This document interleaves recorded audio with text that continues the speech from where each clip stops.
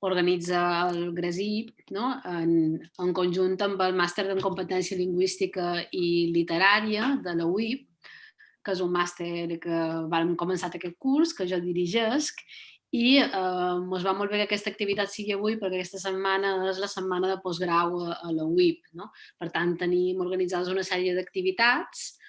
Ara vos passaré un enllaç amb el cartell perquè totes són per Zoom, per tant hi podeu assistir lliurement, són d'accés tot és obert, i demà a les 5:30, després d'una conferència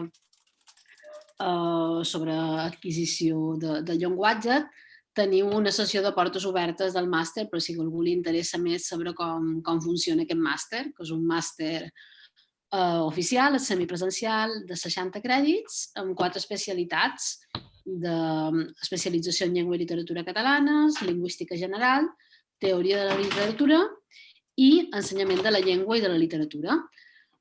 Volia donar les gràcies a Ariadna i a Ana Maria del Mar per haver organitzat aquest seminari, perquè és una dinàmica un poc que tenim en aquest màster, en tant que nosaltres som una universitat petita, intentam, en la mesura en què sigui possible, obrir totes les activitats a investigadors de fora, siguin investigadors en formació o siguin professionals, no? I la veritat és que la pandèmia ens ha anat fatal a tots, però ens ha servit molt per fer aquest tipus d'activitat, com la que ara estem començant. Per tant, esteu convidats demà a venir a les activitats que tenim i també aquest divendres tenim una sessió de presentació de càpsules dels TFMs en curs. Serà una sessió així informal i dinàmica i també hi esteu molt convidats. Per tant, això és tot el que tinc a dir. Ara pel xat us passaré la informació, d'acord? Molt bé. Gràcies, Mercè. I bé, jo també us animo que almenys els que no conegueu el màster doncs feu això, un cop d'ull aprofitant aquestes activitats que, com diu la Mercè, realment és un avantatge que hi puguem assistir en línia tots des d'on sigui, no? Bé, doncs, jo us volia fer una breu presentació de la Maria del Mar, perquè, clar, tots o la majoria de vosaltres la coneixeu, i per tant volia que fos breu, però no m'ha sortit breu, perquè és com bastant impossible. Per tant, i a més, vull que si algú no la coneix, doncs que tingui aquesta ocasió per conèixer no només a través de la formació que ens farà, sinó una mica la seva trajectòria. I per tant era obligat a fer aquesta petita introducció o llarga introducció i presentació del seminari de formació que ens ha preparat, perquè a més sé que l'ha preparat amb tota la seva dedicació i estima per l'entonació i la lingüística. La Maria del Mar és professora del Departament de Filologia Catalana i Lingüística General de la Universitat de les Illes Balears. I crec que ella és un dels exemples paradigmàtics de l'expressió popular roda el món i torno al Born, perquè abans de tornar a la seva illa d'origen va fer moltes voltes. Abans de marxar es va llicenciar aquí mateix a la UIB en Filologia Catalana l'any 2003 i després ja va saltar cap al Principat en un viatge que no sé ni si ella mateixa sabia que duraria tant. Primer va estar a la Universitat Autònoma de Barcelona com a professora associada i allà hi va defensar la tesi doctoral el 2011, sobre entonació, precisament. Del 2011 al 2013 va treballar com a investigadora postdoc a la Universitat Autònoma de Madrid i a continuació com a investigadora i docent a la Freie Universität de Berlín, fins al 2016, que es va incorporar aleshores a la UIB, a les Illes Balears. I entremig ha fet estades de recerca a Itàlia i ha fet 1000 històries, com bé sabeu els que la coneixeu, que sabeu que no ha parat i no para quieta, sempre té iniciatives i temes nous al cap. I tot plegat l'ha portat a publicar més de 70 treballs científics, a participar en més d'un centenar de congressos nacionals i internacionals i a pronunciar unes 20 conferències com a ponent convidada, que no és una cosa, com us podeu imaginar, que sorgeixi espontàniament i molt fàcilment. A més, també va obtenir el Premi Best Student Paper a l'Speech Prosody del 2010, cosa que tampoc no és gens fàcil. Tot plegat, doncs, un motiu d'admiració, d'exemple i de referència, sincerament.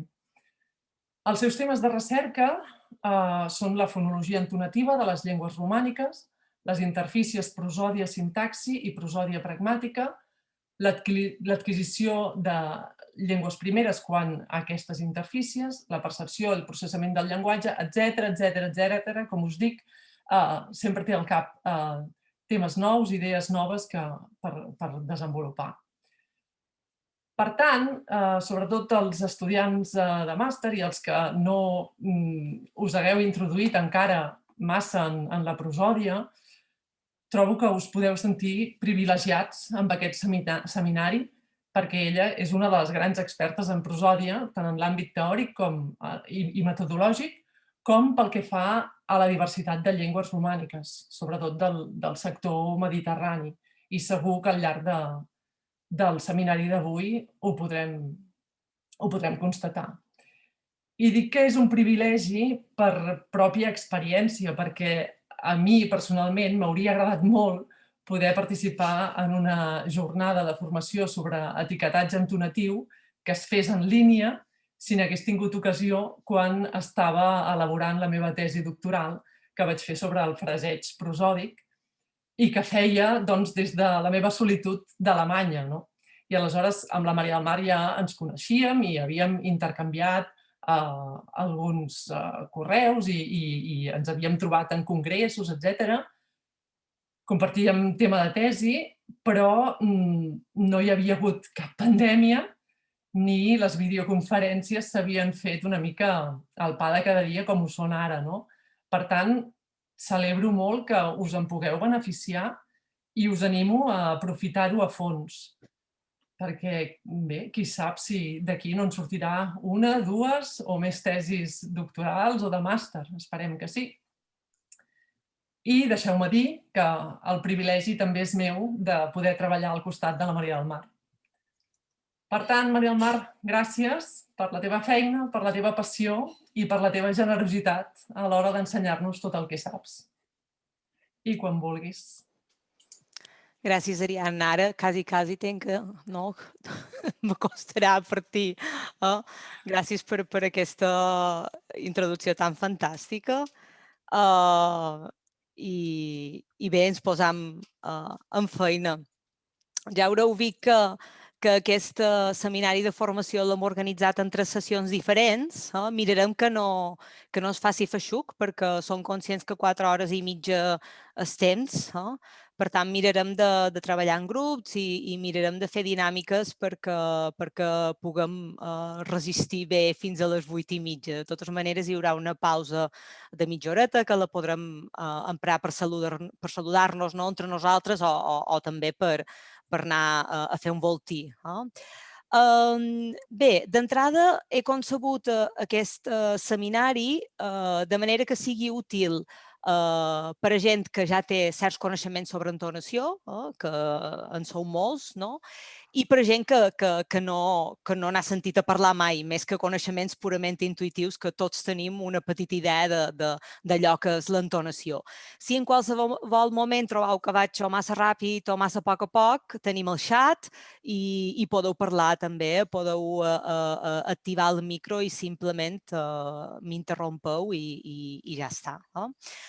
En el missatge que us vaig enviar us vaig recomanar que féssiu una ullada als training materials, sobretot si no havíeu fet mai res d'entonació.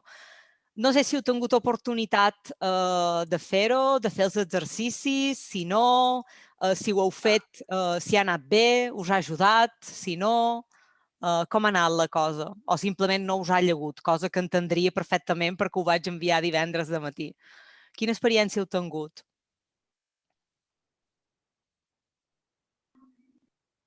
Jo encara sento espíritu. Encara sents? D'acord. Us he de dir, Damià, que no sé si t'havia acudit que el Pitu pogués ser jo, però et confés que el Pitu són jo. El que passa És la veu teua. és la meva veu, però manipulada per fer tots els moviments de manera controlada, de la mateixa durada, etc. Per tant, el Pitu que t'ha acompanyat al cap de setmana són jo. Ja em sap greu si m'has somiat.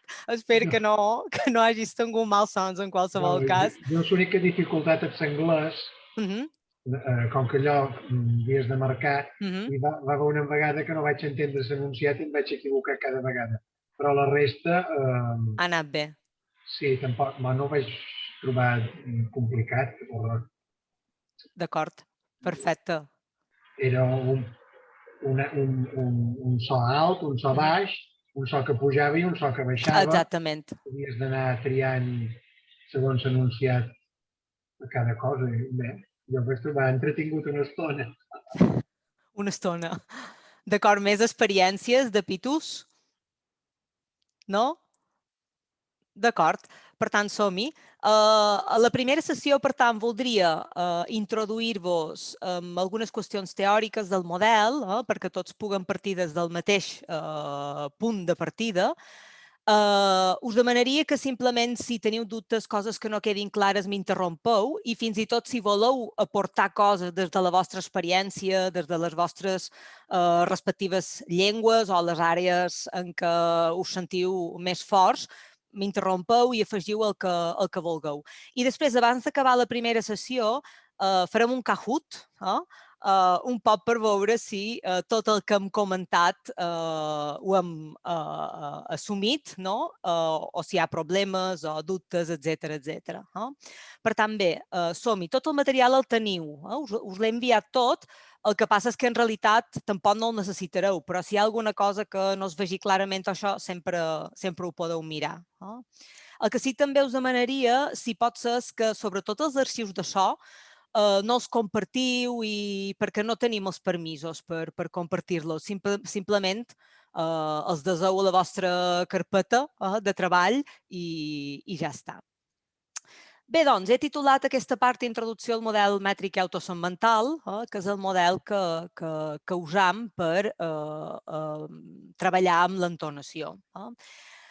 Fixeu-vos que l'entonació, tot i que moltes vegades dic, deixo de compartir ara per veure's un poc més les cares, sovint dic, és la germana pobra de la fonologia, és la germana pobra en general de la lingüística, però sí que se'n parla molt a nivell més intuïtiu, més anecdòtic, i per tant el que vaig fer divendres va ser una recollida de frases que surten a blogs, entrevistes, etc, perquè tinguem ocasió de veure això, de quina manera tothom en parla d'entonació, amb més o menys coneixement. Això ja ho discutirem al final de la primera sessió. Facem una ullada a veure què se'n diu. Fixeu-vos, Pau Vidal parla molt del contacte lingüístic entre castellà i català. I diu això, diu, una forma molt cruel de comprovar el que us deia, el que deia era que el castellà exerceix molta influència sobre el català, és sentir com parla la canalla. Si tu ho sents de lluny, l'entonació és completament diferent de la que tenien els nens 25 anys enrere. Fa esgarrifar. És com si parlessin un altre idioma. També diu, sobretot, és morfosintaxi i prosòdic, referint-se una altra vegada a la interferència del castellà. És a dir, les corbes d'entonació, que fa de mal explicar, però que revelen la tendència del català a semblar-se. Per tant, ell ja veu que tot això d'entonació intuïtivament se'n pot parlar, però que de vegades no és fàcil parlar-ne. Diu cada vegada més el castellà. Més coses que se'n diuen. Aquesta és d'Eugeni Reig. I diu, i no cal que diguem res de l'entonació, força diferent en les dues llengües, referint-se al castellà i a la varietat concreta del valencià. Diu, per exemple, pronunciar correctament en castellà la paraula cómetela exigeix fer recaure l'accent principal a la O de come i el secundari a la A de la.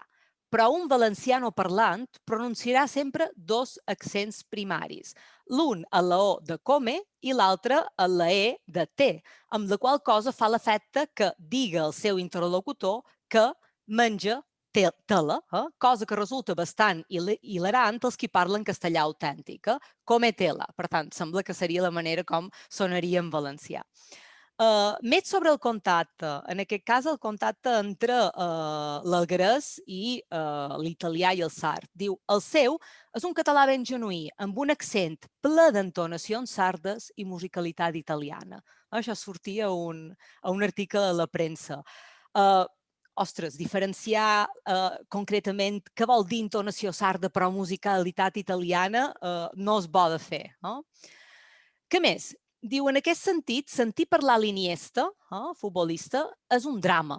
A banda d'una entonació plana, que es veu que deu ser especialment dramàtica, l'entonació plana, i un discurs que abusa dels comodins lingüístics i es refugia de forma desesperant en els tòpics, i continua, però caracteritza que l'entonació d'aquest futbolista és fatal, perquè és plana, d'acord? No, li deu faltar una altra cosa, després veurem què li pot faltar. I una altra, de Narcís Garolera. Aquesta crec que agradarà especialment a en Jofre. Diu, les paraules de més de 2 síl·labes han perdut el genuí binarisme accentual. Benestar, contrasenya, portaveu, porta vella, collserola. Això sembla que és una pronúncia genuïna. Diu, a favor d'una pronúncia amb un sol accent, com fa el castellà. Per tant, informació, el castellà, un sol accent, el català, 2, amb un patró binari. Benestar, contrasenya, portaveu, portavella, collserola. Diu, fereixen també a l'oïda una prosòdia estranya i una entonació que reprodueix les corbes melòdiques del castellà. I és en Pere, en lloc de i és en Pere. Diu, alguns locutors i locutores tallen malament les oracions, no fan pausa després d'un punt, apliquen una molesta cantarella a la lectura de les notícies, que en parlarem també d'això, i acaben les frases amb una prosòdia estranya, que contravé l'entonació normal del català. Molt bé, què en penseu de tot això? Cert? Mentida? Que s'hauria de fer una mica de neteja. En quin sentit neteja, Xico? Bé, que en realitat no vol dir res, això que diuen. O és molt difícil de comprovar que el que diuen és cert, o no? Sí, però fixa't que hi ha alguna descripció que és molt, molt acurada, que és el cas concret del valencià. De la resta, bé, en Xico ja ho ha dit, per tant, jo ja no hi insistiré. Però jo, el de les notícies ho tenc claríssima, que hi ha segons quins locutors que no els pots ni sentir, perquè repeteixen una cantarella que quan fa 2 minuts que els sent ja estàs fart de sentir-los. Això, d'acord. Després veurem un senyor del temps d'IV3, per veure aquesta cantarella que és. Per tant, bé, l'objectiu que em plantejava per aquest seminari és proporcionar una visió científica de l'entonació, com ara hi ha la fonologia, que no ens quedem en aquestes descripcions més aviat impressionístiques, que de vegades se'n surten, com és el cas d'aquesta descripció que fa Eugeni Reig, però de vegades, ostres, vull dir, s'ha d'agafar amb pinces. També el que m'agradaria és això, estimular l'observació i la reflexió sobre els fenòmens tonals de les nostres llengües i, finalment, tenir eines per aplicar aquests coneixements sobre entonació que adquirirem durant aquestes 3 sessions a camps diferents. Alguns m'heu dit que us interessava la qüestió de l'ensenyament de llengües, d'altres que us interessa la lingüística clínica, l'ortoèpia, per exemple, o fins i tot el desenvolupament de tecnologies de la parla, perquè per aplicar-ho, a tecnologies de la parla fa falta saber, conèixer molt bé com funciona el sistema. Molt bé, per tant, el que he dit abans, comentaris que vulgueu fer, xat, interrompeu-me, com vulgueu. Molt bé, per tant, el punt de partida d'aquest model, que deim model AM, de les sigles en anglès, en realitat en català en deim mètrica autosegmental, són els treballs de Janet Pierre Humbert i de Mary Beckman. Per tant, el primer treball és la tesi de Pierre Humbert en què ella aplica aquest model a l'entonació de l'anglès.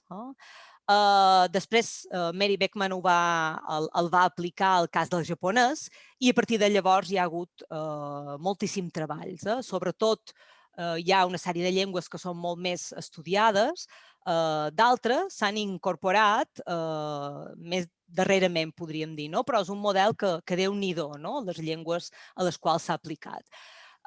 Si parlant de model mètric i autosegmental és just que ens demanem què vol dir això d'autosegmental. Bé, el que vol dir, doncs, és que els tons són independents dels segments, constitueixen un nivell separat i s'associen mitjançant regles. Agafa aquest exemple de Walde perquè m'agrada especialment, el trobo molt clar, d'1 i de 2. Imagineu una llengua, podria ser una llengua africana, en què cada síl·laba d'un mot s'hi aplica un to. Per tant, tenim una paraula com pataca, que té un to alt aplicat a la primera síl·laba, un to baix a la segona i una altra vegada un to alt a la tercera síl·laba. Què passa quan a pataca hi afegim un altre mot, que és imo?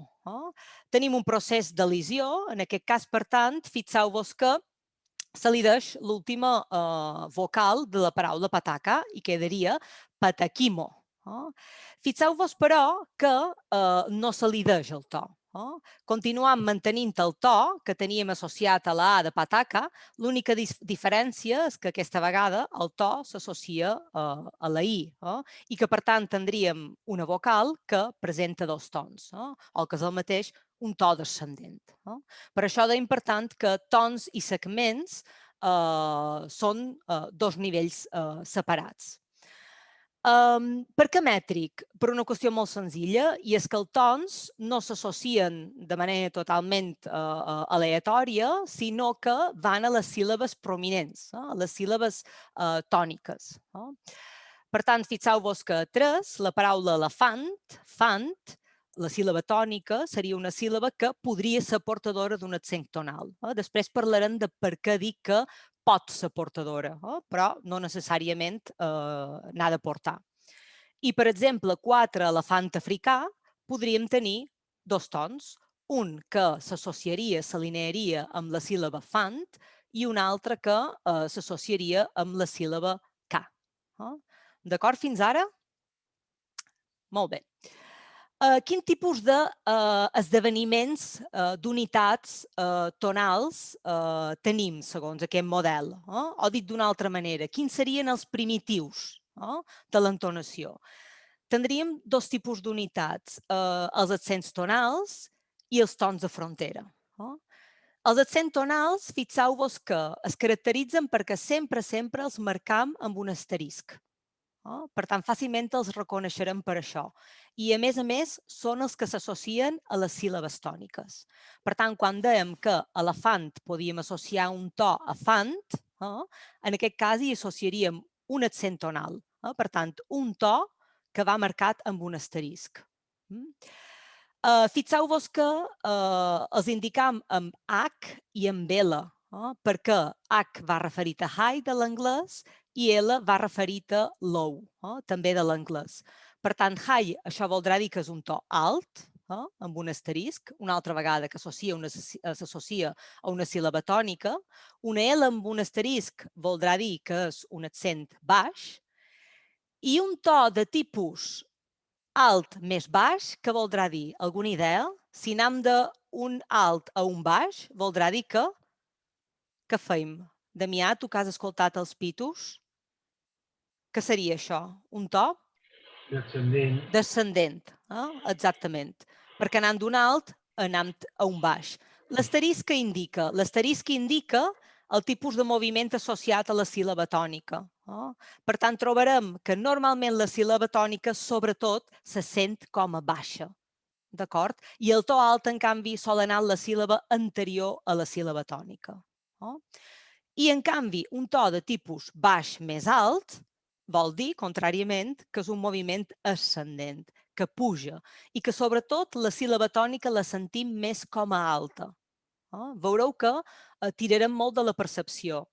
Per això és tan important aquells exercicis que us vaig dir que féssiu durant el cap de setmana. Si no és que estàu molt acostumats a això, a fixar-vos en aquestes diferències. Molt bé, per tant, tenim accents tonals, els reconeixem perquè van marcats amb un asterisc i sempre s'associen a les síl·labes tòniques. Molt bé, tenim un altre tipus d'esdeveniments tonals, que són els tons de frontera, i s'alineen amb els límits prosòdics. Què vol dir això de límits prosòdics? Bé, quan tenim un enunciat, normalment el poden segmentar amb unitats més petitetes. Per què? Bé, per facilitat també a nivell perceptiu, a l'hora de memoritzar, i també perquè això ens ajuda a estructurar la informació que és més rellevant des del punt de vista informatiu. Doncs bé, coneixerem els tons de frontera perquè o van marcats amb un guionet o van marcats amb un símbol de percentatge. I solen anar això al final de les unitats tonals que formen un enunciat, en alguns casos també a l'inici. Veurem que per al català no hem demostrat la necessitat de tenir aquests tons de frontera inicials. Per tant, sempre parlarem de tons de frontera finals. Molt bé, per tant, ja sabem quins són els primitius de l'entonació, quin tipus d'esdeveniments tonals podem trobar i a quines parts els trobam associats. Després, parlam de representació fonològica. Què és la representació fonològica d'un enunciat? Simplement la combinació d'accents tonals i tons de frontera. I ara veurem un exemple, perquè ho entengueu millor.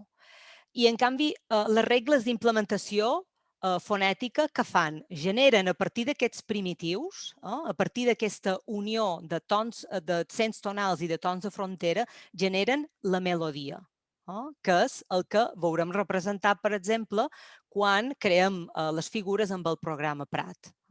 Fins aquí? Seguiu tots? Sí? D'acord, basta que faceu així. Molt bé. Veiem un anunci, per tant, un exemple. El que passa és que crec que no he activat el so, per tant, ara l'activaré perquè, si no, no ho sentireu. Molt bé. He posat un exemple del Sart, perquè dic, bé, per fer català sempre hi som atents, posaré una mica difícil. Posaré un exemple del Sart.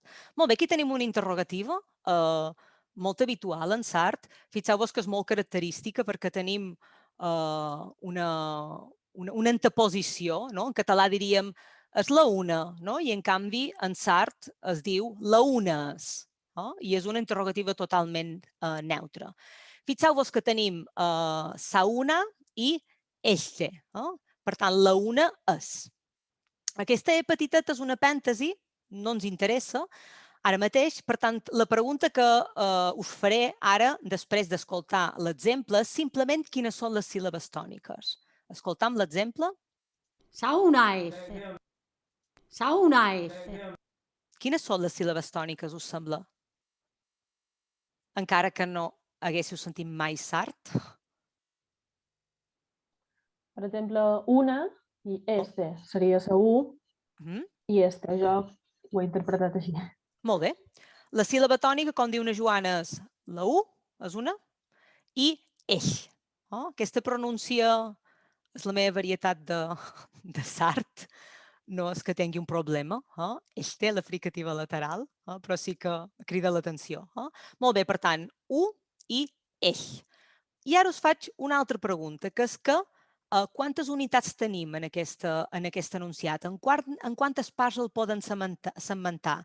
En tenim només una o en tenim més? El torn posar? Sauna F.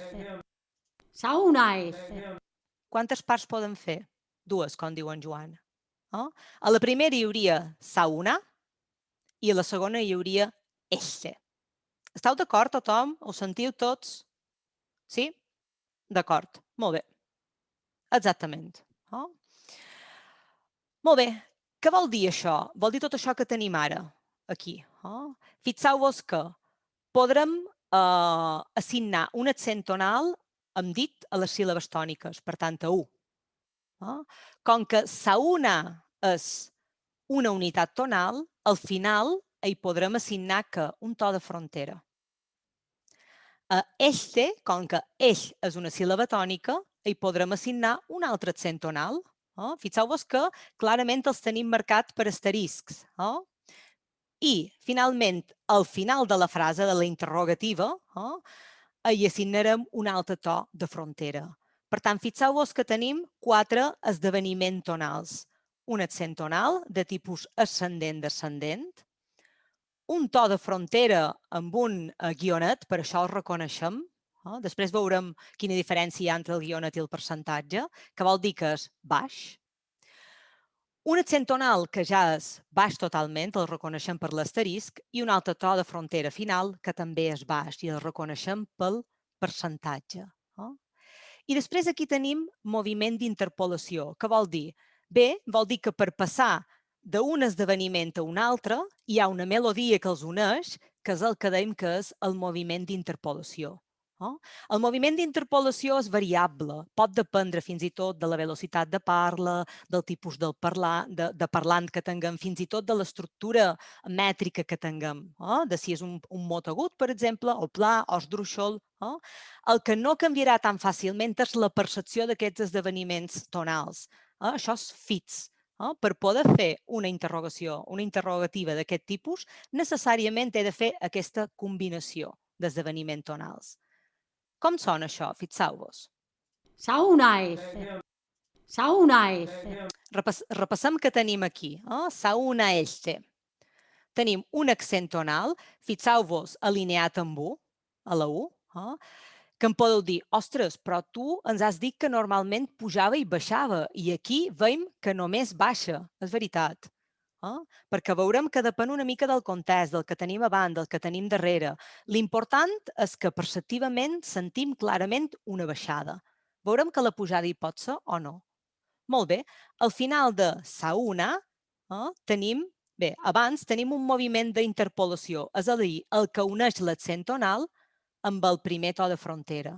És simplement una línia que uneix els dos esdeveniments. Al final de sauna tenim que un to de frontera baix, L. Què passa amb eixe?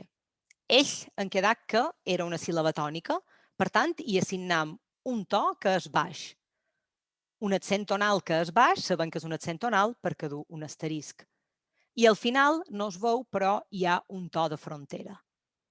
I tot això que veiem tan complets formaria tot el contorn. Molt bé. Fins aquí? D'acord? Dubtes? No veig les cares de tothom. Només volia fer un apunt de la notació, suposo que perquè ho tinguin clar tots, perquè no es veia clarament, però em sembla que ho has marcat, que els gràfics amb el gris més fort són les síl·labes tòniques, no? Exacte. Almenys en la meva pantalla no es veia clarament, però és així, no? En aquest es veu, sí. Sí, gràcies per comentar-ho. Efectivament, el gris, en aquest cas, clar, aquí simplement indica la síl·laba tònica. Per tant, el color gris indica que és la síl·laba tònica o el moment, diríem, rellevant per l'esdeveniment tonal. Sí que després serà com dius, Ariadna. Avançarem una miqueta més i ho veurem. Per tant, de moment que hem de recordar, tenim dos tipus d'esdeveniments tonals.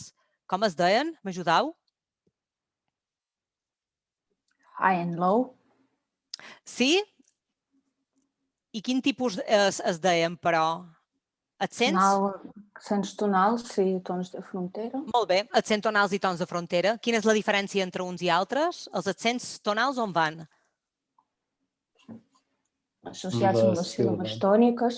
Molt bé, associats a les síl·labes tòniques. Mentre que els tons de frontera van? S'alineen amb els nivells prosòdics. Amb els límits prosòdics, molt bé. Perfecte. Em dic que en principi en català ja ho veurem, basta que n'hi hagi de finals, però per altres llengües és important que n'hi hagi d'inicials. Aquest és el cas del francès, Patrick, que sí que és necessari que n'hi hagi d'inicials. Potser en el futur veurem que en català n'hem de més d'inicials. Això vull dir, el sistema mai està tancat del tot. A mesura que es fa més recerca, podem descobrir que necessitem coses diferents o adaptar-ho. Molt bé. Perdona, puc fer una pregunta? I tant, sí. És com un dubte que sempre tenia una miqueta sobre Toby.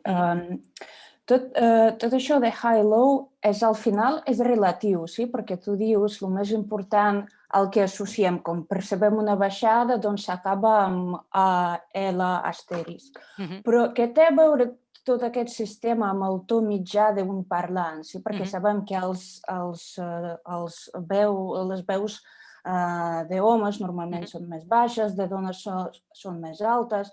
Llavors, això no té res a veure amb el to mitjà d'un parlant. Inclús dins de cada parlant, low i high, en cada moment particular pot tenir com a referent una xifra molt diversa o està vinculat d'alguna manera al to mitjà d'un parlant. No té res a veure, efectivament. És exactament com has dit. Per tant, el que no podem dir mai és, per exemple, que el 100 hertzos d'aquest parlant concret voldrà dir que sempre és low, perquè depèn del que hi ha abans i el que hi ha després, efectivament.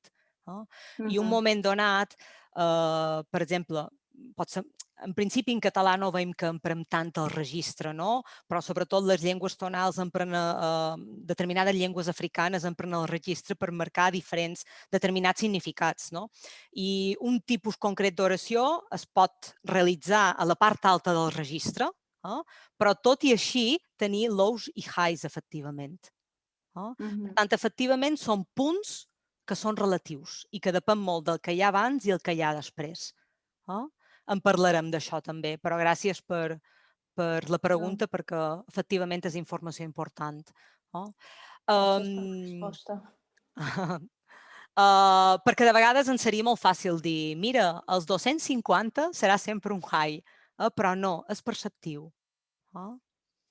Molt bé.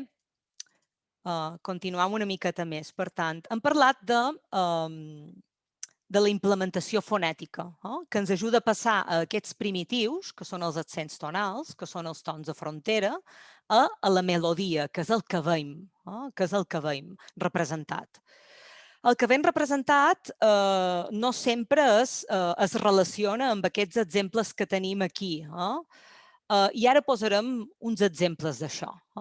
Hi ha un cas concret, que és el que en anglès es coneix, un fenomen concret com a tonal crowding, que vol dir acumulació de tons. Vol dir que en un espai molt curtet tenim molts de tons i hem de saber què fer amb aquests tons. Diferents llengües del món tenen alternatives diferents. Una possible alternativa és truncament. Truncament vol dir que simplement no faré determinats tons, truncaré. Només en faré una part. Una altra estratègia possible és l'allargament segmental, que vol dir, al contrari, allargaré la síl·laba per poder realitzar tots els tons. Una altra possible estratègia és l'apèntesi, que és afegiré material segmental per poder realitzar tots els tons. Com he dit, ens seria molt fàcil dir que cada llengua té la seva estratègia, però en realitat no és així. I veiem que, per exemple, en una llengua poden trobar més d'una estratègia. I, per exemple, en una mateixa llengua, cada varietat pot tenir estratègies diferents.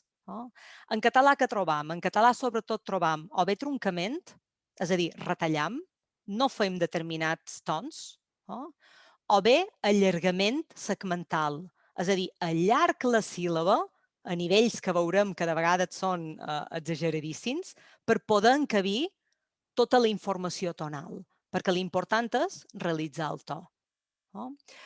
Per exemple, en portuguès és molt curiós perquè en portuguès europeu no hi sol haver apèntesi, però en portuguès brasiler sí que l'apèntesi és sistemàtica. I se sap que és per requeriments de poder, diríem, realitzar tots els tons que siguin necessaris. Molt bé, us poso un exemple de les dues cosetes. A 6 hi tenim dos noms, Eulàlia i Oleguer. És un tipus de declarativa, de focus. Qui vendrà? L'Eulàlia. Qui vendrà? l'Oleguer. La diferència entre l'Eulàlia i l'Oleguer és que fixeu-vos que a l'Eulàlia tenim un mot, de fet, que és esdrúixol, no? La, li, i Oleguer és un mot que és agut. Per tant, Eulàlia va beníssim perquè durant la síl·laba tònica la faig la pujadeta i durant li i faig la baixada. Tenc espai, tenc 3 síl·labes. Oleguer ho tenim més difícil, perquè haguer hi he de fer la pujada corresponent a l'accent tonal que s'associa a la síl·laba tònica, però al final d'Oleguer, per ser un final del límit prosòdic, hi he de posar també un to de frontera descendent. Per tant, ho tenc més complicat. Què faig en aquest cas? Trunc. I per tant, veureu que faré la pujada i només un trosset de la baixada. Sentiu la diferència? L'Eulàlia, l'Oleguer. L'Eulàlia, l'Oleguer. Veus la diferència? La sentiu? L'Eulàlia. Baix. I en canvi, l'Oleguer i queda aquí dalt. Quin és el perill? El perill és que, si ens fiem només de Prat, per això us dic que és tan important treballar l'oïda, el perill és pensar que haguer hi hem de posar un moviment un accent tonal ascendent i ja està, no cal posar res més. Per això veurem després que cal veure com seria aquest contorn en una paraula diferent, que sigui plan o sigui esdrúixola. Per tant, aquí tindríem un exemple de truncament. Una altra possibilitat que és el que us he dit abans, estirar la síl·laba al màxim per encabir-ho tot. Aquí tenim un tipus de contorn que és una exhortativa, quan pregam algú perquè faci alguna cosa. Fixeu-vos com és de complets. Tenim a la síl·laba tònica un moviment ascendent i a les posttòniques tenim una baixada, una pujada i una altra baixada. En aquest cas, s'opta per fer allargament. Escoltam i després explica exactament com ho fa. Diu venga, per favor, però sona vengue, perquè és de la varietat de mallorquí parlat a Sineu i fan aquest tipus de canvis. Vengue. Venga, per favor. Venga, per favor. A vent, perfecte, fa un moviment que puja un poquet, es veu més pla, però puja un poquet. Però fixeu-vos a gué que fa, la fa molt més llarga que vent. Tot i, alerta, no és tònica, és àtona, gué, però la fa llarguíssima. Per què? Perquè ha de tenir temps de ballar, pujar i tornar a ballar. Clara la diferència entre truncament i allargament segmental? Sí? D'acord. I, per tant, quan etiquetam en Tobi, que hem d'etiquetar allò que veiem, el senyal, o allò que sabem que és, després de reflexionar-hi i pensar. Doncs hem d'etiquetar allò que sabem que és, no sempre allò que veiem. I amb això la dificultat consisteix en això, justament. Molt bé, això ja ho han dit. Els tons s'associen a les síl·labes tòniques, als accents tonals. Per tant, un mot del castellà com número, la pujada s'associarà a nu. I al final d'eró hi posarem un to de frontera descendent. A una paraula com numero, però, fixeu-vos que la pujada va associada a me i el to de frontera sempre al final. I una paraula com numeró, tenim que eró hi tenim tant l'accent tonal de pujada, aquest moviment ascendent, el low plus high star, com el to de frontera baix.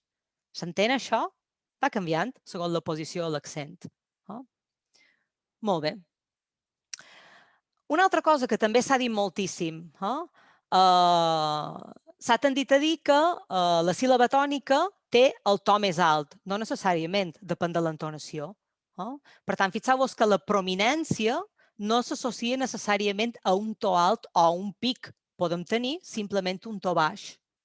I aquest és el cas d'aquestes interrogatives en castellà. Digo número, l'accent és a U. Però tenim un pic a U? No. Tenim un to baix. Per això, un low star. I el to de frontera, que es posa al final, curiosament en aquest cas, és un high, és un to alt, perquè puja. Digo numero, per tant, to baix amb me i després puja. O digo numero, i puja directament. Per què? Per allò que dèiem, que en una sola síl·laba ha de fer l'accent tonal i el to de frontera. Per tant, no ens queda més remei que començar a pujar tot d'una. Perquè si no, no podrem arribar al to de frontera alt al final. Una altra varietat hauria pogut optar pel truncament, hauria pogut ser una possibilitat. Però, en canvi, aquí el que fan és, ostres, allargar una miqueta més la síl·laba per poder realitzar tot el moviment tonal. Aquí, perdona, aquí digo número, pel que has explicat, entenc que si hi ha el to, l'accent tonal a l'última, és a dir, i llavors coincideix amb el to de frontera, sempre hi ha de ser el to de frontera, és a dir, no el podríem suprimir si hi ha un altre to. No el podríem suprimir, però el podríem truncar. Seria aquest cas que hem vist aquí de l'Oleguer, que la baixada ja ha començat, però no acaba de ballar del tot. Quin és el perill? Pensar que hi ha un to mig. Però, clar, quan tu sents això dius, ostres, no hi ha cap to mig. En realitat està contestant i dient l'Oleguer. Qui vindrà l'Oleguer? Per tant, pot truncar per implementació fonètica o optar per allargar una miqueta la síl·laba per fer-ho tot, que és el que tenim aquí. D'acord. D'acord? Gràcies. De res, bo. Sempre hi ha un to de frontera al final del límit, sempre. Sempre. Ara en parlarem, però sempre. El que no tindrem necessàriament seran accents tonals, i això també en parlarem. Molt bé, els accents tonals poden ser monotonals, el pitu, de mià, que sentíem pitus baixos i pitus alts. Doncs això és monotonal, un sol to. Per tant, Maria o Maria, d'acord? Per tant, sempre low, high. O bitonals, és a dir, combinació de dos. En el primer cas tindrem, després veurem en català que tenim, simplement us estic posant un exemple. En aquest cas tindrem un descendent perquè va del low a high, per tant, una cosa com mi, o un de descendent, mi, perquè va d'un alt a un baix. I no excloem la possibilitat que n'hi hagi de tritonals. De fet, semblava de tot d'una que per al català rossellonès, quan començàvem a mirar l'entonació del català del nord o de l'alguerès també, els accents tritonals ens haguessin anat bé, haguessin pogut fer un bon servei. Al final vàrem optar per no tenir-ne, per simplificar el sistema, però hi pot haver llengües que els necessitin. Per tant, és un tema que queda obert. En principi assumim que sobretot trobam monotonals i bitonals. Monotonals, un sol to, bitonals, dos. Molt bé, un enunciat, una frase, podem tenir més d'un accent tonal. Normalment, l'últim accent tonal, que es diu accent tonal nuclear, és el que té la càrrega més important de significat. És el que és portador de significat. I tots els que no són l'últim es diuen prenuclears, d'acord? Fàcil, no és molt complicat.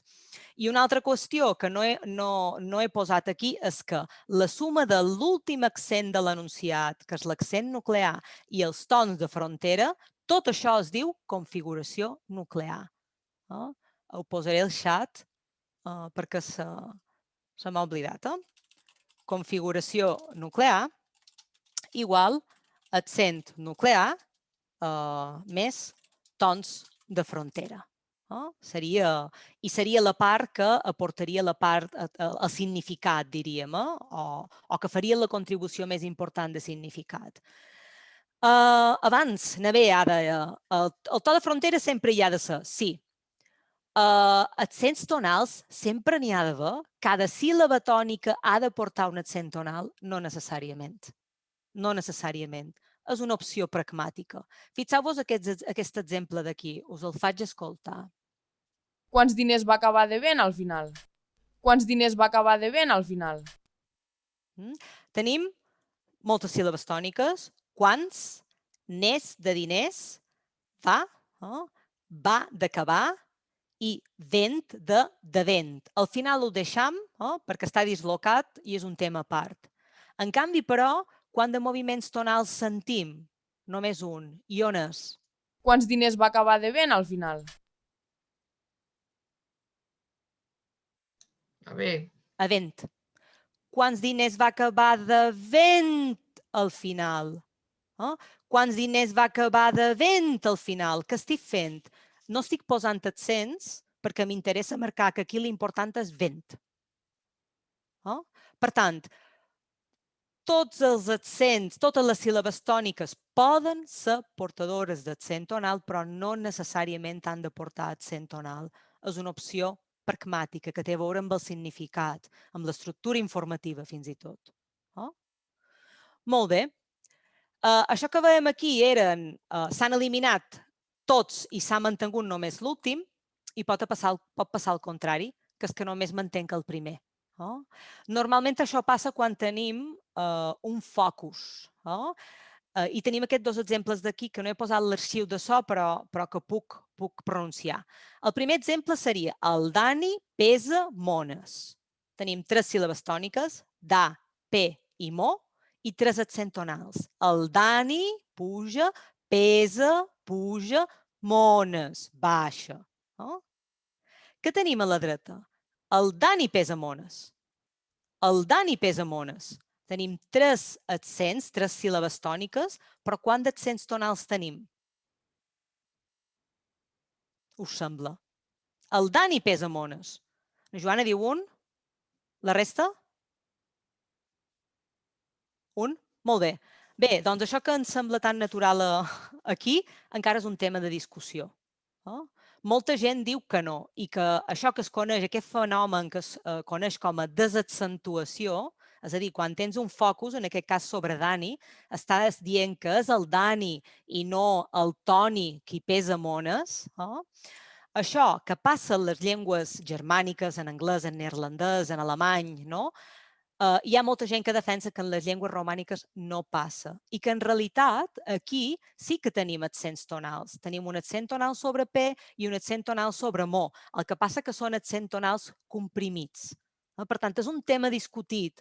Molta gent està en contra de la desaccentuació en les llengües romàniques. Una col·lega i jo estem a favor. És un tema obert. Tenim dades que demostren que en realitat l'única cosa que hi ha és allargament causat per l'accent lèxic, però no per l'accent tonal. El que passa és que assumir que tenim desaccentuació en les llengües romàniques crea un problema en la teoria, que no hi entrarem avui, però que després ho podem comentar, si voleu. Molt bé, per tant, el contorn d'F0 bàsicament que és, ja ho han dit, una seqüència de tons alts i baixos. I com deia la Marúcia, aquests tons s'interpreten de manera relativa. Per tant, simplement depèn del que hi ha davant, depèn del que hi ha darrere, interpretant que són alts o són baixos. Hem trobat que en determinades llengües, a més, necessitam 2 tons extres. Un to extra alt, superalt, que marcarem amb aquest símbol d'exclamació, que va cap amunt, i un to mitjà, que marcarem amb aquest símbol que és d'exclamació, que va cap a baix. Per tant, per llengües com el català i també altres llengües romàniques, tindrem 4 tons.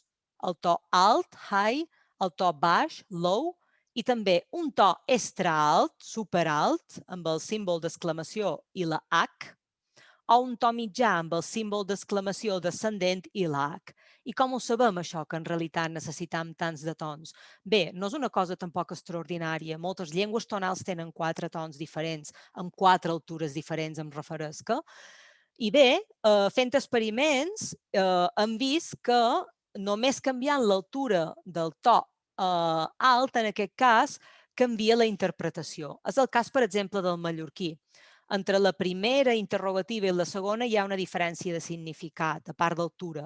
La primera seria, teniu mandarines? En aquest cas seria, no en tenc ni idea. És una pregunta informativa que no sap la resposta. I la segona opció seria, teniu mandarines? És una pregunta confirmatòria. Jo assumesc que sí que en teniu. I per tant, fixeu-vos que la diferència és simplement el to alt, que en el cas de la interrogativa totalment neutra es realitza en un to extra alt. El mateix passa amb totes les varietats de català i en moltes varietats, de fet, de llengües europees. Ara volia dir totes, això és difícil dir-ho, no? Però en moltes. La diferència entre la declarativa i el vocatiu justament és la diferència del to de frontera final. Aquí hi ha d'haver un percentatge, disculpeu, hi falta. Aquí dic Maria. Marí puja a... baixa fins un to baix. I en canvi aquí és Maria, Marí puja a... es manté en un to mitjà. I per això postulam que hi ha aquest to mig, perquè marca una diferència de significat. Això és important. Hi ha d'haver diferències de significat quan tenim etiquetatges diferents. També en parlarem d'això. Preguntes sobre això? És clar? Molt bé. Hi ha un altre efecte, que és l'esglaonament descendent, que trobem també molt en llengües tonals, que és que dues síl·labes que tenen el mateix to, per efecte de la disminució de la pressió subglotal, passa que la segona síl·laba sempre serà una miqueta més baixa que l'anterior i la tercera síl·laba també serà una miqueta més baixa que l'anterior. És un efecte fonètic, no hi ha diferència de significat. En castellà, per tant, jo podria dir viene de Alemania mañana. I vaig davallant. Viene de Alemania, baix una miqueta més, mañana. I baix una miqueta més. I això, aquest efecte d'esglaonament descendent, que teòricament determinats sistemes de Toby ho marquen, nosaltres en català no ho marcarem. Per què? Perquè no hi ha diferència de significat. És un efecte fonètic i totalment predictible. Totalment predictible. D'acord? Molt bé. Recordeu que hem parlat de tons de frontera. I dèiem que s'associaven al final, en català, dels límits prosòdics. Molt bé. Mirem quant de tipus de frases prosòdiques tenim en català, quantes n'assumim. És a dir, per quantes tenim evidència. Dues, bàsicament. Les frases entonatives, que seria tota una oració. Per exemple, na Maria menja mandarines. Na Maria menja mandarines. I al final de mandarines, el to que posaré és un to que va en percentatge, perquè està al final de l'enunciat. Seria, diríem, la categoria més alta, l'enunciat sencer. Aquí teniu la jerarquia prosòdica que usam. I després tenim una unitat que està per baix d'aquesta frase entonativa. Dic IP per l'anglès. De vegades informalment en dèiem IP grossa, intonational phrase, IP petita, intermediate phrase. Molt bé, la IP petita es diu frase intermèdia i, per tant, més o menys es correspon, podríem dir, amb les comes ortogràfiques. Més o menys, això és perillós, dir això, però més o menys, perquè ens entenguem. Per tant, si jo dic na Maria de Campos menja mandarines. Tenim dues unitats. Na Maria de Campos menja mandarines. Doncs, a final de Campos, hi tindrem un accent, un to de frontera de frase intermèdia. Per tant, el marcaré amb un guionet. Menja mandarines. Tenc un to de frontera de frase entonativa. Per tant, el marcaré amb un percentatge. S'entén?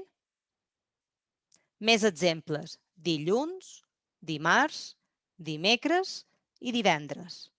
Dilluns és una frase intermèdia, per tant, al final hi hauré de posar un to alt amb un guionet. Dimarts, una altra frase intermèdia, per tant, hi he de posar un altre to de frontera alt amb un guionet. Dimecres, una altra vegada el mateix. I divendres, a cap final es correspon amb un punt. Frase entonativa, per tant, to de frontera amb un percentatge. D'acord? Molt bé. Tipus d'evidència que necessitam aquests dos nivells. D'això, Nariana en sap un niu perquè la seva tesi va anar sobre això, justament. Bé, fixeu-vos que tant en català com en castellà aquesta diferent alineació del to de frontera de frase intermèdia permet diferenciar el que és el subjecte del predicat. Fixeu-vos, per exemple, a 9A. La vella llança l'amenaça. Fixeu-vos en 9B. La vella llança l'amenaça. La vella, aquí tenim un to de frontera de frase intermèdia, és a dir, un H amb un guionet, alineat al final de vella, i diu, ei, som una unitat tonal, constitueix una unitat tonal, una frase intermèdia en aquest cas, mentre que a la vella llança, el to de frontera el tenim alineat amb el final de llança, i és la vella llança que constitueix la frase intermèdia. Més correlats, de tipus fonètic, hi trobam pausa opcional. Opcional. La pausa pot no ser-hi. Jo puc dir na Maria menja mandarines i no hi ha pausa. Solem trobar també el llargament final. Les síl·labes postòniques que porten un to de frontera solen ser més llargues. I el que és molt característic de la frase intermèdia enmig d'una oració és el que es coneix com a to de continuació. En anglès se'n diu continuation rise, que vol dir, ei, no he acabat l'oració, continuaré. La vella, no he acabat, espera, llança l'amenaça. O la vella llança, espera, no he acabat l'amenaça. Pregunta, en totes les llengües hi ha continuation rise? No, de fet, jo crec que es diu continuation rise perquè com que en anglès existeix, s'ha assumit que sempre era ascendent. Però, per exemple, el sard el té descendent, justament. Per tant, ells diríem una cosa com la vella baixa, llança l'amenaça. Bé, això no seria sard, això seria el garès, disculpeu-me, el laxus. Però bé, que el continuation rise en català sí, en castellà també, altres llengües romàniques, però no és que sempre que sigui universal. Molt bé, per tant, alerta perquè no totes les llengües necessiten accents de frase intermèdia. En el cas del català, sí, en el cas del castellà, també, però hi ha altres llengües que no. Molt bé, deix de compartir per veure si hi sou tots, si hi ha preguntes. Vaig massa a poc. En Patrick riu, per tant, bon senyal. Si reis vol dir que esteu aguantant bé. D'acord, doncs continuem una miqueta més. Molt bé, un aspecte que poc estudiat encara per al català, que és la densitat o escassetat d'esdeveniments tonals, sobretot d'accents tonals. Bé, sembla que les llengües es diferencien segons si presenten molts d'accents tonals o pocs. I sembla que això, en realitat, té a veure amb quin és el constituent prosòdic que actua com a domini per a la distribució dels accents tonals, que bàsicament trobam que pot ser la paraula prosòdica, la frase accentual, la frase fonològica o intermèdia o la frase entonativa. Aquí falta una R. Bé, el català, com el castellà, el francès, l'italià o algunes varietats del portuguès europeu, presenta una distribució alta d'accents tonals. De la llengua romànica sembla que només el portuguès estàndard té tendència a tenir una densitat baixa. Quin efecte té per una persona que escolta la llengua? Bé, podríem dir de manera molt intuïtiva que una llengua amb una distribució alta, amb una alta densitat d'accents tonals, és més cantada. Podríem dir això. Una altra informació important. Quin és el domini d'assignació d'accent tonal? En català és la paraula prosòdica. Per tant, això vol dir que quan tenim un mot que té un accent lèxic, que té una síl·laba tònica, podem assignar-hi un accent tonal. Recordeu que podem fer-ho. però no tenim per què fer-ho. Mentre que en altres llengües són altres constituents. Per exemple, en el cas del francès és la frase accentual, que és un domini que està per damunt del mot prosòdic, de la paraula prosòdica. I en portuguès europeu estàndard és la frase entonativa. Per tant, fixeu-vos, en una frase com la que hem vist aquí, la vella llança l'amenaça, el portuguès simplement tindria un accent tonal a l'amenaça, un al final, de tota la frase entonativa. Mentre que el català podria tenir una V de vella, una llan de llança i una na d'amenaça. Això és molt interessant. No hi podrem entrar molt, però perquè vegeu una mica la diferència que poden trobar. La densitat tonal, curiosament, també depèn del tipus d'oració i se sap que les interrogatives tendeixen a dur menys accents tonals, pràcticament un al final. Tot i que, alerta, això depèn molt del tipus de parla. En parla espontània hi ha molt pocs accents.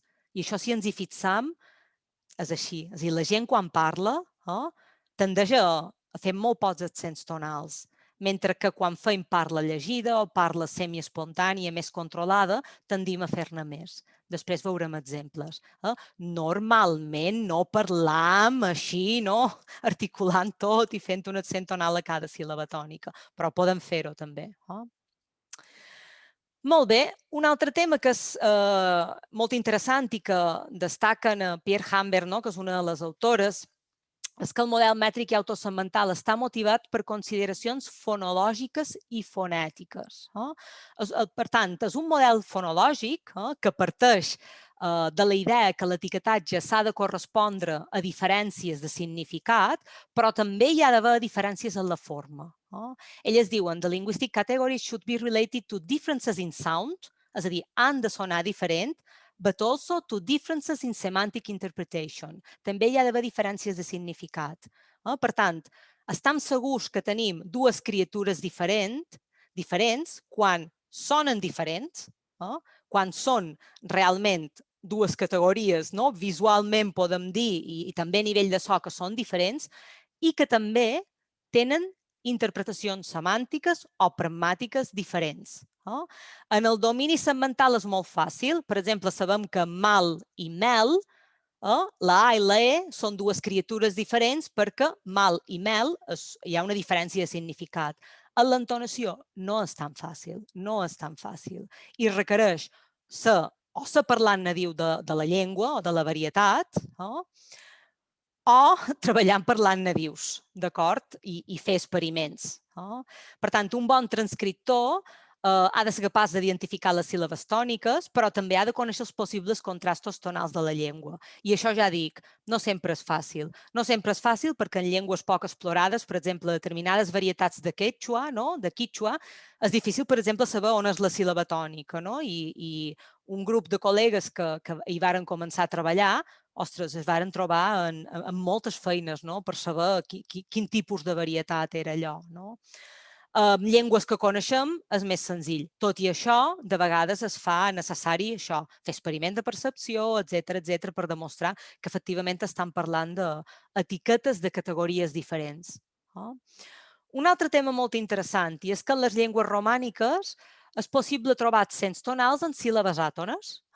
Dèiem el contrari, dèiem que no totes les síl·labes tòniques duen accent tonal, que és una tria, però també poden trobar l'altre possible escenari, és a dir, que síl·labes àtones duen accent tonal, sobretot en determinats tipus de parla, sobretot els periodistes, abans ho comentaven, i poden trobar coses com el president declarar que la investigació continuarà sense interrupció.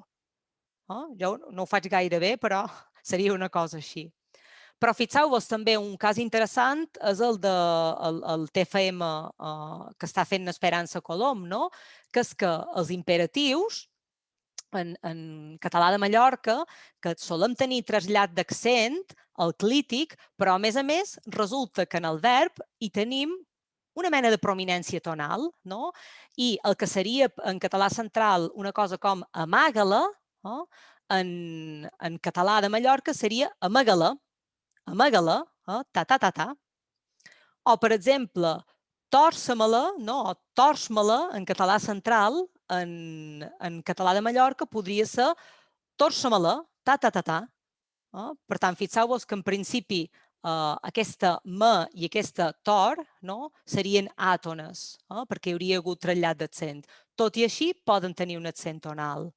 Amb xua final, Paulo, sí.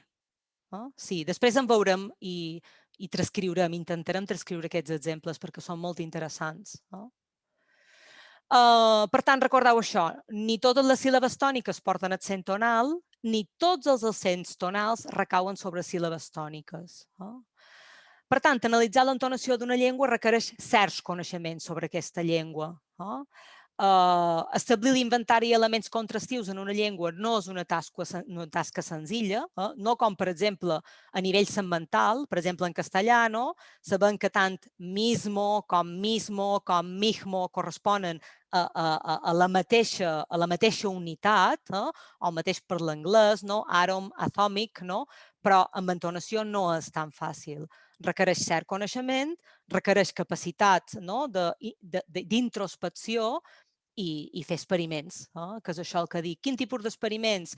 Temps de redacció, aplicació del paradigma de la percepció categorial, judicis de gramaticalitat, etc. I tot així els resultats no sempre són conclusius. Però bé, vull dir, és possible.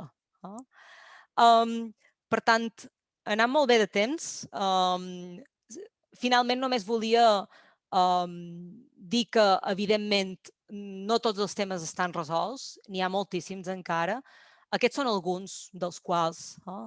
Per exemple, la variació en l'altura tonal, allò que us havia dit que hem vist que en català i en determinades llengües romàniques no és suficient tenir to alt i to baix, sinó que sembla que necessitam dos altres tons, l'extra alt i el mitjà. Per tant, una tasca que està pendent de fer encara és aquesta idea, l'altura tonal és gradual, serveix només per manifestar significats que són extralingüístics, de tipus més implicació, per exemple, o és categòrica, és a dir, implica diferència de significat. La desaccentuació postfocal, que us deia abans, tenim desaccentuació en llengües romàniques, com el català o altres, o no en tenim. Sembla que en portuguès, és clar, s'han posicionat molt en contra, bàsicament perquè és una llengua que el nucli, l'accent nuclear sempre ha d'anar al final, però llengües com el català, on l'accent nuclear pot anar a l'inici en casos de focalització, justament, no ho sé, planteja un problema a nivell teòric que per això no ens en sortim de prendre la decisió i de dir com ho analitzaríem si efectivament tinguéssim desaccentuació. L'alineació dels tons, el to H s'alinea sempre molt clarament, solem tenir o un pic o un plató, en canvi el to L és molt variable i no és tan clar com voldríem a nivell fonètic. La composicionalitat, que tindria a veure com s'extreu el significat d'una oració. Pierre Hamber defensa que els tons es comporten com a morfemes. Ella diu que cada to té una contribució al significat i que, per tant, la suma, el significat de tot un enunciat és la suma dels significats de cada to. En general, almenys per les llengües romàniques, que jo conec més, el que hem vist és que no és clar que sigui composicional. I el que veiem és que és bastant més predictible, que determinats tons sempre van seguits d'altres tons i que en realitat els tons s'interfereixen. Per tant, sí que es pot parlar d'una composicionalitat, en certa manera, però en anglès en diuen una soft, una composicionalitat, no sé com en diríem en català, feble, per dir-ho d'alguna manera. Un exemple molt polit que a mi m'agrada molt és en expressions en anglès com red wine, vi negre, o red hair, pèl roig. Aquest vermell, segons si s'aplica a pèl o segons si s'aplica al vi, és un vermell diferent, canvia el significat de l'adjectiu mateix a nivell semàntic. Doncs, en general, pel que hem vist a les llengües romàniques, aniria més cap aquí, cap a una composicionalitat feble i no forta. Per tant, els tons no serien tant morfemes com fonemes, justament, amb aquesta capacitat d'interferir-se uns amb els altres.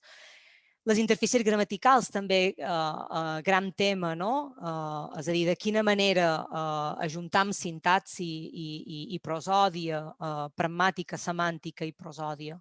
Són alguns dels temes, n'hi ha molts més.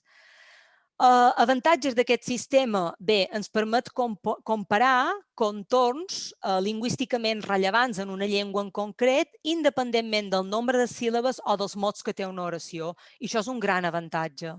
No haver de dir, bé, és que el contorn és així quan és un mot agut, és així quan és pla o és així quan és esdrúixol. No, independentment de quina sigui la posició de l'accent en aquesta paraula, o sigui una paraula llarga o sigui una paraula breu, sabem que fonològicament correspon a aquesta categoria tonal. Ens permet que ens entenguem més, d'alguna manera. I també la possibilitat d'aplicar-lo a sistemes prosòdics diferents.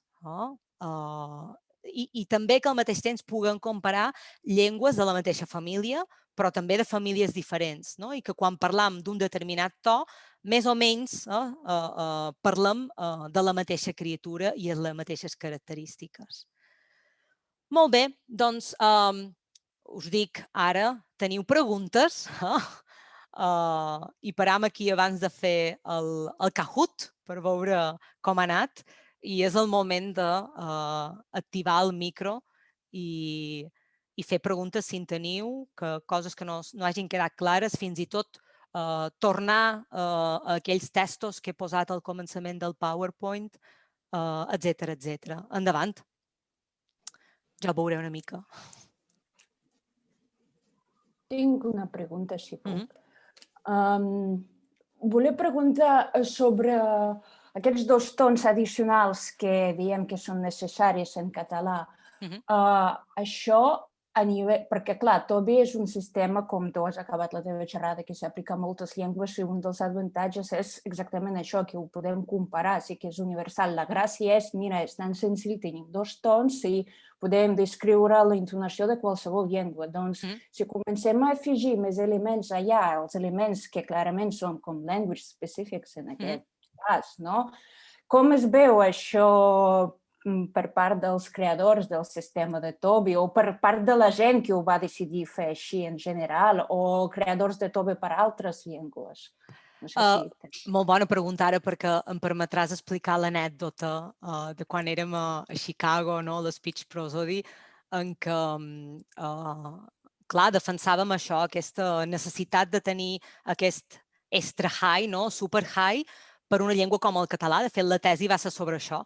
I un moment donat, quan vaig acabar de presentar les mandarines, la diferència entre teniu mandarines i teniu mandarines, agafa el micro la Janet Pierre-Humbert, ella, i és ella en majúscula, perquè és un gran personatge. Agafa el micro, s'aixeca, i jo vaig dir, em matarà. És que em mata, avui ja no torna a casa, aquest a Chicago. I ella va dir una cosa molt senzilla. Jo vaig crear el Toby pensant en l'anglès. Si en llengües com el català teniu la necessitat de tenir tons extra, endavant, feliç que realment el sistema es pugui aplicar a altres llengües. I amb això estic totalment d'acord amb ella i, de fet, després ho veurem, en Paulo parlarà una miqueta del friulà, que el friulà és molt interessant des d'aquest punt de vista perquè té un inventari relativament reduït, com és el cas del sard, també, comparat amb una llengua com el català, però que supleix amb altres mecanismes, com les partícules modals, en el cas del friulà, com, per exemple, l'alemany també. Per tant, això, si és necessari endavant, però alerta a sobregenerar. I jo crec que de vegades és possible que hagin pecat una miqueta de sobregenerar massa unitats. I jo crec que ara també la feina del Toby del català seria replantejar-nos si no podem reduir. D'acord? Per això. Que de fet és el que ja s'ha fet per al castellà, el llibre de Frota i Prieto 2015, José Ignacio Walde i Pilar varen fer un exercici de reducció d'unitats. I ara el castellà és bastant més reduït. Per què? Perquè hi havia unitats que en realitat s'assumia que eren fonològicament diferents, però que, per exemple, només apareixien en determinades posicions. Per tant, això clarament no és una unitat, diríem, contrastiva, és un al·lòfon. Si tens molt controlat quan surt, que sempre surt, per exemple, en posició prenuclear, cal postular que és una criatura a part? Jo crec que no. I jo crec que en català ara haurien de fer aquesta feina. Hi ha hagut una feina, crec que molt ben feta, que he de dir, amb molt d'orgull, que poques llengües romàniques han tingut aquesta feina de nivell experimental. Vull dir, s'han mirat moltes varietats, s'han fet molts experiments i, per tant, s'han descobert moltes coses, però que ara crec que també és el moment de reflexionar si necessitam tant o podem reduir.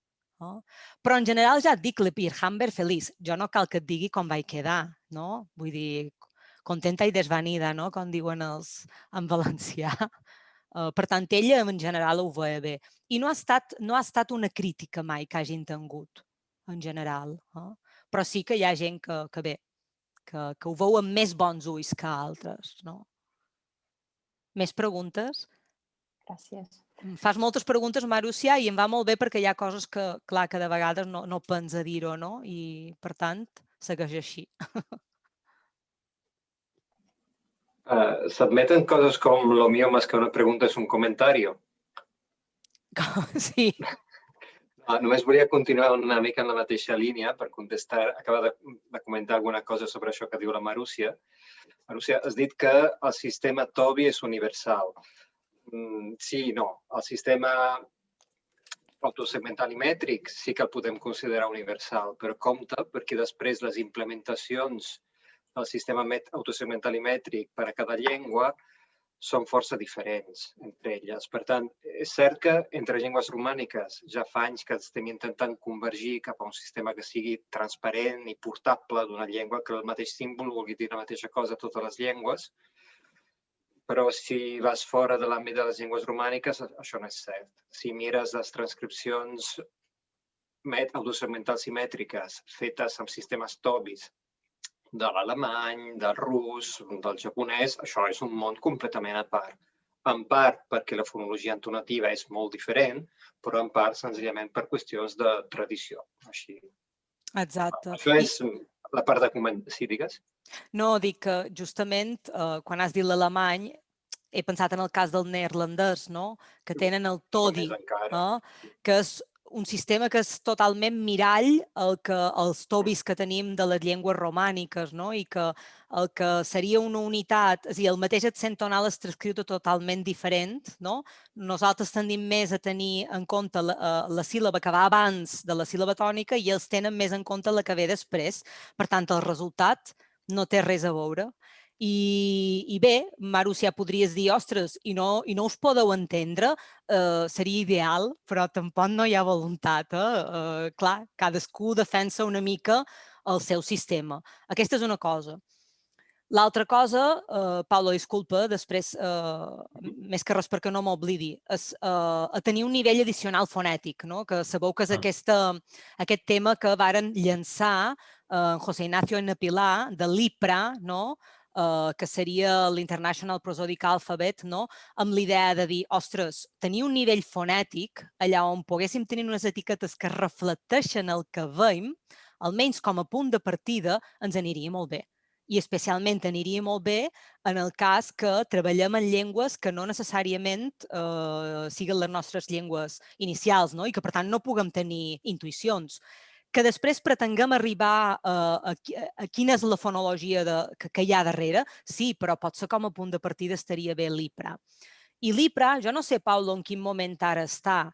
Al començament hi va haver... No està, no? Al començament no va ser gaire ben rebut. Fins al punt que, clar, això quedarà penjat, però bé, com que ho dic en català potser no m'entenen, no? Però fins al punt d'haver de sentir comentaris molt desagradables, no? De dir, bé, és difícil trobar les etiquetes fonològiques, bé, welcome, this is phonology.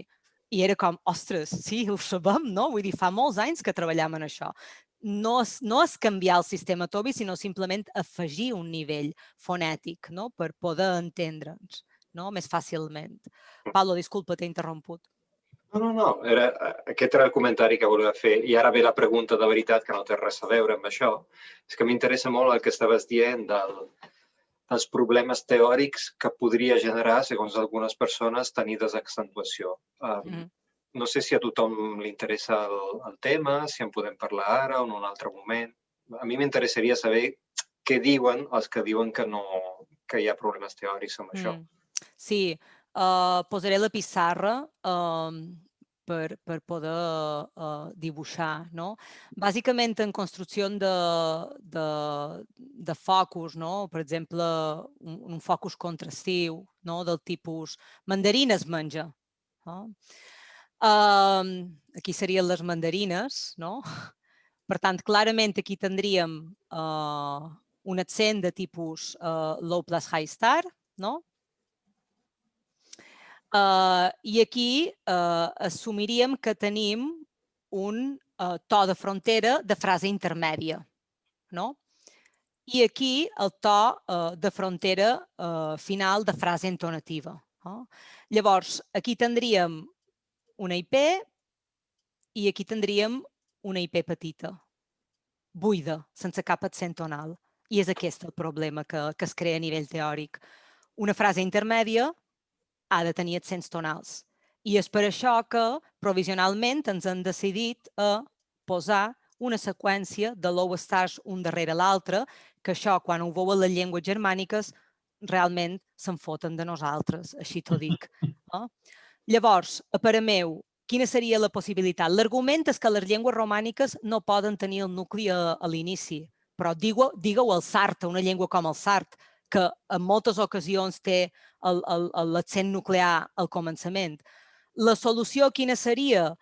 Jo crec que seria considerar que aquí tenim això i aquí tenim això i que, per tant, no tenim dues IPs petites, d'acord?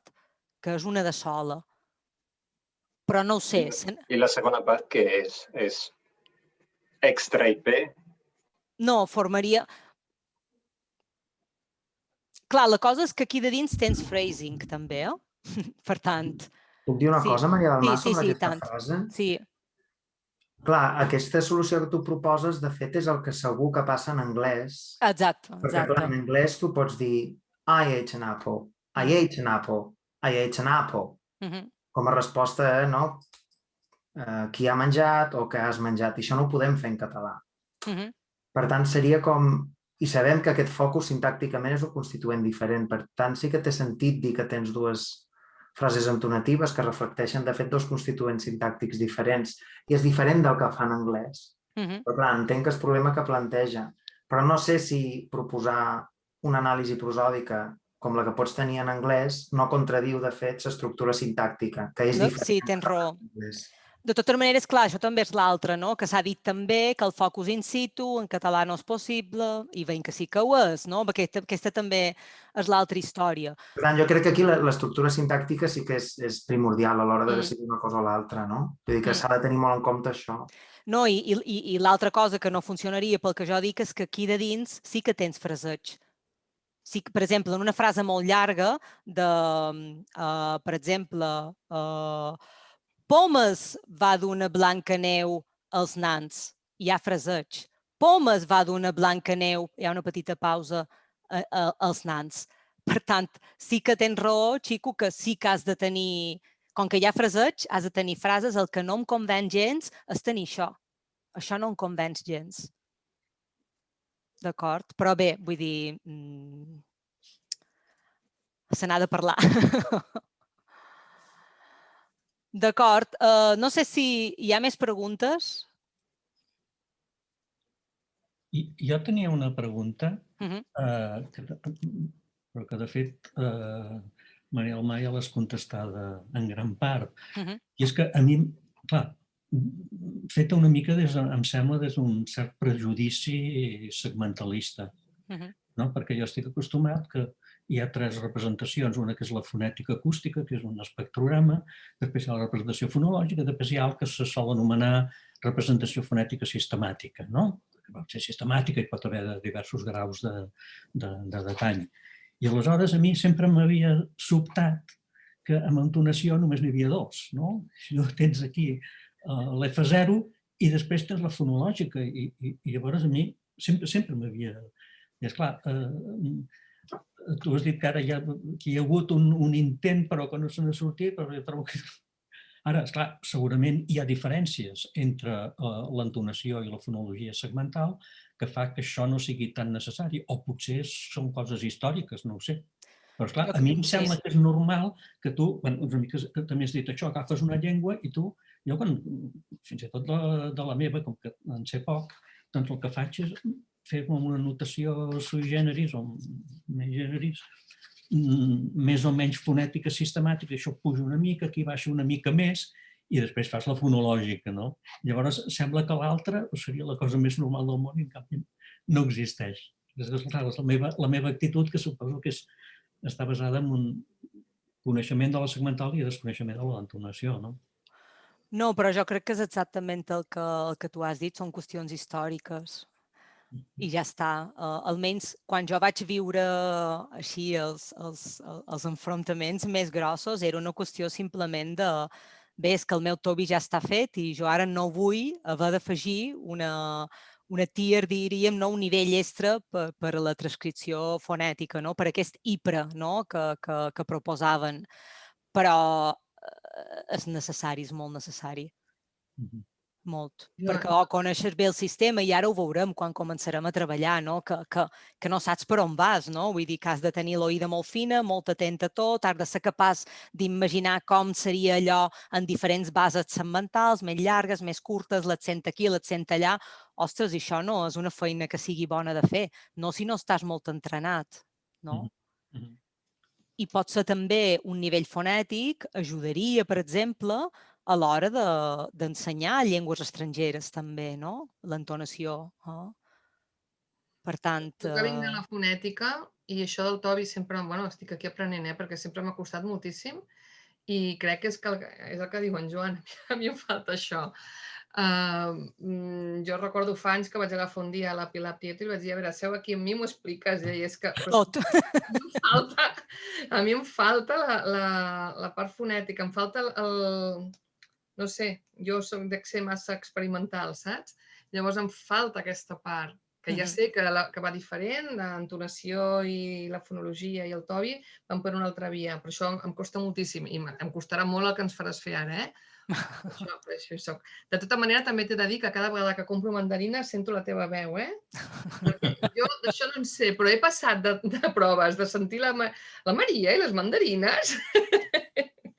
Això sí.